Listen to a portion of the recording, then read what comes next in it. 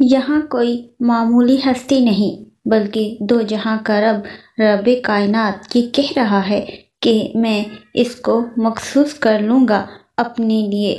تو سوچو نور، اللہ نے بھی تو ہمیں ہدایت دی ہے، ان سب چیزوں کے لیے چنا ہے، تو کیا ہم پہ فرض نہیں کہ ہم جی جان لگائیں اپنے رب کو راضی کرنے کے لیے؟ بتاؤ۔ نور سر جھکائے بیٹھی تھی۔ بے شک منیبا، ٹھیک کہہ رہی ہو تم۔ اور دیکھو، آزمائش بھی انہی لوگوں پر آتی ہے جس کو اللہ پسند کرتا ہے، کیونکہ اللہ جس کو پسند کرتا ہے پھر اس پر خوب آزمائش ڈالتا ہے۔ منیبا آج پھر نور کو حوصلہ دے رہی تھی، اور نور جو اداس بیٹھی تھی اپنی خوش قسمتی پہ رشک کرنے لگی تھی۔ نور جب کالج سے گھر پہنچی تو گھر پر کوئی نہیں تھا۔ شکر ہے کوئی نہیں، ورنہ پھر سے سوال جواب شروع ہو جاتے۔ نور دل میں سوچنے لگی اور اپنے کمرے میں چلی گئی۔ اف سائرہ، کیا بتاؤں میں تمہیں، آج کل بہت پریشان ہوں میں۔ کیوں، کیا ہوا آپا؟ نور کی آنی نے فکرمندی سے پوچھا۔ نور نے بہت تنگ کیا ہوا ہے سائرہ، آج کل عجیب و غریب باتیں کرنے لگی ہے، وہ دماغ خراب ہو گیا ہے اس کا۔ اور پھر نور کی مما نے آنی کو سب بتا دیا۔ اچھا آپا، فکر مت کریں آپ، میں آتی ہوں، چکر لگاتی ہوں کل، پھر پوچھوں گی نور سے کہ کیا ہوا ہے۔ ہاں ٹھیک ہے، آ جاؤ، ویسے بھی وہ تم سے کافی کلوز ہے، شاید تمہاری بات مان بھی جائے۔ اور دیکھو سائرہ، ہر حال میں اسے راضی کرنا ہے تم نے کہ وہ اپنا عجیب سا گیٹ اپ اور عبایا اتار دے۔ نور کی ماما نے حقارت سے کہا۔ ہاں ٹھیک ہے ابا، دیکھنا میں کل اس کا عبایا ہی پھاڑ دوں گی یا آگ لگا دوں گی۔ جب عبایا ہی نہیں ہوگا تو پھر وہ ضد بھی نہیں کرے گی۔ بس میں کل آؤں گی نا، سب ٹھیک کر دوں گی، بس آپ ٹینشن نہ لیں۔ دونوں بہنیں نور کے پردے کے خلاف سازشیں کر رہی تھیں، اس بات سے بے خبر کہ کوئی ہے جو شدتوں سے اس کے لیے دعا مانگتا ہے، اس کی امان کی، اس کی حفاظت کی۔ آج نور کالج سے بہت خوش آئی تھی، لیکن اسے اس بات کا علم نہیں تھا کہ اس کی خوشی بس لمحے بھر کو غائب ہونے والی ہے۔ السلام علیکم آنی، نور نے حیران اور خوشی کے ملے جلے تاثرات میں سلام کیا۔ آنی ایک لمحے کو تو پہچان ہی نہ پائی کہ یہ واقعی نور ہے۔ یہ تو وہ نور نہیں لگ رہی کسی بھی لحاظ سے، وہ جو ہر وقت فیشن کی باتیں کرتی تھی، ہر فیشن کا اسے علم ہوتا، اور ہر وقت کیسے وہ بنی سنوری رہتی تھی۔ اب والی نور کو دیکھ کر انہیں بالکل یقین نہیں آ رہا تھا کہ یہ واقعی وہی نور ہے۔ تم نور ہی ہو نا؟ ہاں ہاں ہاں، جی آنی، میں ہی نور ہوں، نور نے نقاب اتارتے ہوئے کہا۔ آنی کے تاثرات سے واضح ظاہر تھا کہ کیا سوچ ہی رہی ہیں، مگر نور کسی خاطر میں نہ لائے بغیر بڑے پیار سے آنی کی نظروں کو اگنور کر رہی تھی۔ یار نور، کیا ہو گیا ہے تمہیں؟ تم تو بالکل ایسی نہیں تھی، کیوں بوڑھی روح بن گئی ہو؟ آنی مسلسل یہی باتیں دہرا رہی تھی اور نور بار بار ایک ہی جواب دے رہی تھی۔ اللہ جسے چاہتا ہے ہدایت دیتا ہے۔ آنی نور کی باتوں سے بہت حیران تھی۔ نور نے انہیں لاجواب کر دیا تھا، مگر پورا ارادہ کر چکی تھی کہ نور کو منا کر ہی جائیں گی کہ وہ یہ سب چھوڑ دے۔ اچھا سنو نور، وہ سب تو ٹھیک ہے، لیکن یہ تمہارا پردہ کرنا ضروری ہے؟ مطلب دیکھو، ہمارا جو اسٹیٹس ہے، ہم جس سوسائٹی میں رہتے ہیں وہاں لوگ اس طرح کے کام نہیں کرتے، کیا عزت رہ جائے گی ہماری سوسائٹی میں؟ نور، اور تم تو اتنی پڑھی لکھی ہو، کیا فائدہ تمہارے اتنا پڑھنے کا؟ تمہاری سوچ تو بالکل جاہلانہ ہے، مجھے یہ امید نہیں تھی تم سے نور۔ چلو اب جو بھی ہے، شوق ختم ہو گیا نا تمہارا، اب بس اتارو اس اتنے بڑے پردے کے تھان کو۔ آنی زبردستی نور کا عبایا چھیننے لگی۔ آنی، کیا کر رہی ہیں آپ؟ چھوڑیں اسے آنی۔ وہ دونوں ابھی بحث ہی کر رہی تھیں کہ نور کے انکل آنی کے ہسبینڈ آ گئے۔ نور نے جلدی سے اپنا منہ چھپا لیا۔ پہلے تو کسی کو نور کی اس حرکت کی سمجھ نہیں آئی۔ آپ ذرا دیکھیں نور کو، آنی نے انکل کو بلاتے ہوئے کہا۔ ارے نور! انکل نور کو ملنے کے لیے ہاتھ آگے کرنے لگے۔ نور کے لیے تو یہ لمحہ ایک امتحان کی طرح تھا۔ اسے سمجھ نہیں آ رہا تھا کہ وہ کیا کرے۔ انکل السلام علیکم۔ انکل آپ منہ سے بھی تو سلام کر سکتے ہیں نا، ہاتھ ملانا ضروری ہے کیا؟ ان الفاظ نے تو جیسے تمام گھر والوں کے سر پر حیرانی کے پہاڑ توڑ دیے۔ تمہارا دماغ تو ٹھیک ہے؟ ڈاکٹر مائرہ غصے سے بولی۔ اب تم اپنے انکل سے بھی پردہ کرو گی؟ جی مما، کیونکہ یہ میرے لیے نامحرم ہے تو میں ضرور کروں گی۔ نور تم بالکل پاگل ہو گئی ہو۔ آپا چھوڑیں اسے، اس کا تو دماغ ہی خراب ہو گیا ہے۔ پتہ نہیں کیا سوچنے لگ گئی ہے یہ میڈم۔ اب یہ اپنے ہی گھر والوں سے پردہ کرے گی۔ اتنی انسلٹ کی ہے اس نے میرے ہسبینڈ کی، اس کو تمیز بھی نہیں رہی۔ آنی تو جیسے غصے سے پاگل ہو رہی تھی۔ بھاڑ میں جاؤ تم نور میڈم، جو کرنا ہے کرو، آج کے بعد میں نہیں آؤں گی یہاں آپا۔ اور سنو تم لڑکی، تمہیں تو اب وقت ہی بتائے گا، یہ جو تم اڑ رہی ہو نا، منہ کے بل ہی گرو گی۔ آنی غصے سے کہتی وہاں سے جا چکی تھی۔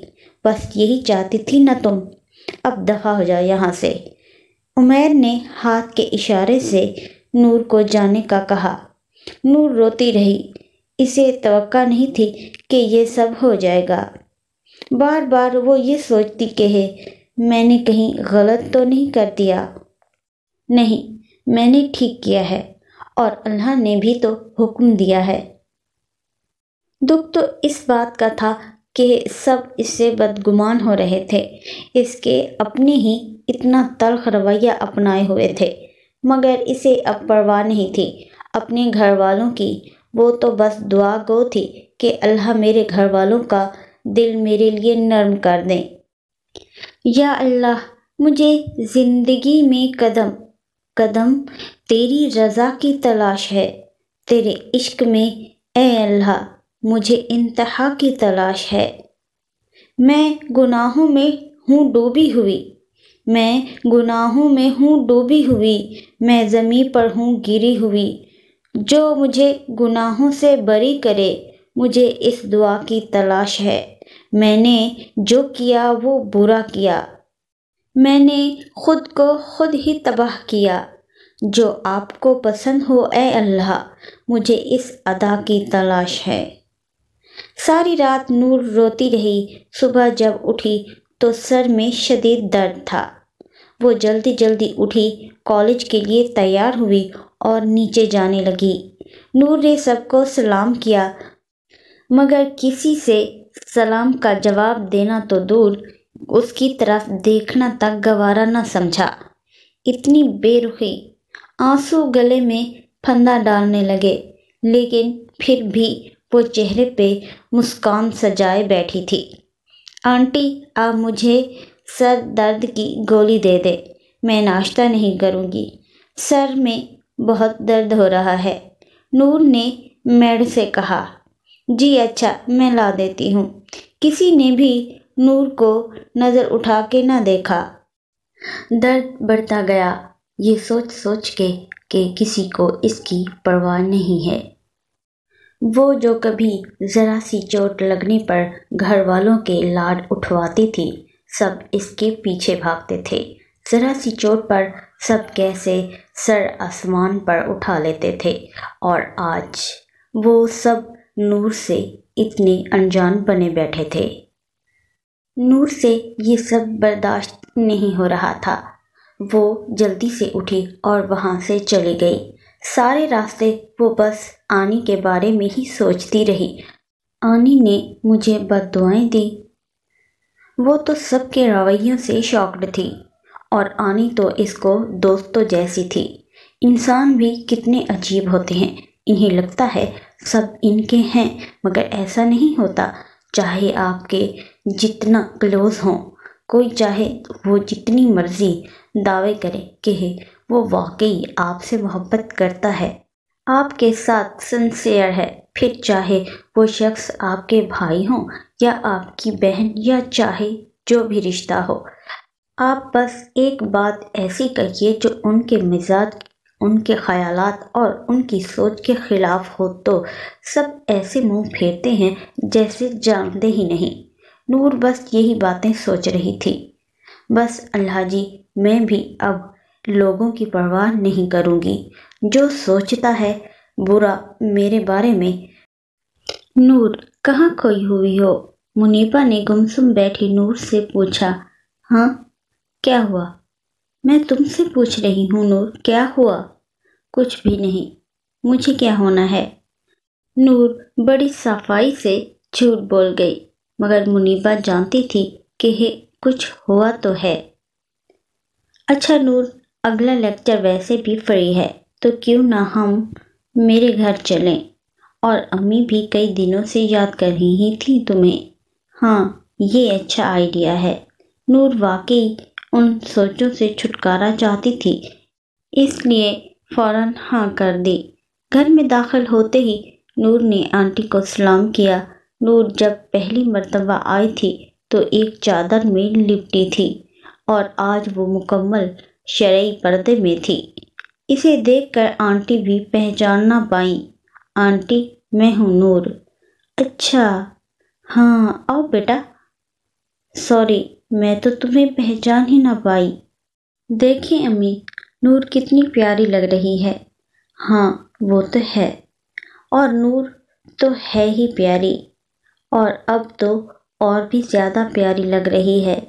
نور تو جیسے شرما سی گئی۔ منیبا کے گھر اتنا سکون تھا کہ نور کا دل کر رہا تھا کہ وہ وہیں رہ جائے۔ منیبا، کتنا سکون ہے تمہارے گھر، دل نہیں کرتا یہاں سے جانے کا، دل کرتا ہے یہیں رہ جاؤں ہمیشہ کے لیے اور کبھی نہ جاؤں۔ گھر کا ذکر کرتے ہی نور کے زخم پھر سے تازہ ہو گئے۔ ایک منیبا ہی تو تھی جو اسے سمجھتی تھی، اس لیے نور ہر بات اسی سے ہی کرتی تھی۔ کچھ لوگ ہمیں بہت پیارے ہوتے ہیں، ان سے خون کا رشتہ نہ بھی ہو تو پھر بھی ہمیں وہ بہت عزیز ہوتے ہیں، اور منیبا بھی نور کو بہت عزیز تھی۔ نور، کچھ کہنا چاہ رہی ہو؟ منیبا نے سوچوں میں گم نور سے پوچھا۔ نور بھی چپ نہ رہ پائی اور کل کا سارا واقعہ بتا دیا۔ منیبا، گھر والے مجھ سے بات بھی نہیں کر رہے، وہ پھر سے رو دینے کو تھی۔ تم کیوں رو رہی ہو نور؟ تم نے کچھ غلط تو نہیں کیا نا؟ اور کوئی بات نہیں، اگر گھر والے بات نہیں کر رہے تو تم صبر کرو، سب ٹھیک ہو جائے گا۔ بس تھوڑا سا وقت دو انہیں، پھر وہ بھی قبول کر لیں گے تمہارے پردے کو، اور تب تک تم صبر کرو، کیونکہ نور، صبر تو ایمان کا حصہ ہے، اور ہمارے پیارے اللہ جی نے بھی تو فرمایا ہے نا کہ صبر اور نماز کے ذریعے مجھ سے مدد مانگو۔ اور کہتے ہیں نا، کسی انسان کا اگر سال بھر میں کوئی تکلیف، کوئی رنج نہ پہنچے تو جان لے کہ میرا اللہ مجھ سے ناراض ہے۔ اور پھر تم تو خوش نصیب ہو کہ اللہ تمہیں اپنے قریب کرنا چاہتا ہے، اور صبر تب آتا ہے جب اللہ پہ یقین آ جاتا ہے، یقین کامل، ایسا یقین جو پہاڑوں کو ان کی جگہ سے ہلا دے۔ اور جانتی ہو، پھر اللہ صبر کرنے والوں کے لیے کافی ہو جاتا ہے، اور پھر ہر سوال کا جواب عرش سے آتا ہے۔ نور، انسان کا کام صرف دعا مانگنا ہی نہیں ہے، بلکہ یقین کرنا اور صبر کرنا، اور ایسا کرنے سے رب مل جاتا ہے، اور پھر سب مل جاتا ہے۔ تو آؤ پیاری نور، صبر کرتے ہیں اور رب سے رب کو ہی مانگتے ہیں۔ اس کی ہر آزمائش میں سرخرو ہو کر اس کی خاص بندی بننے کی کوشش کرتے ہیں۔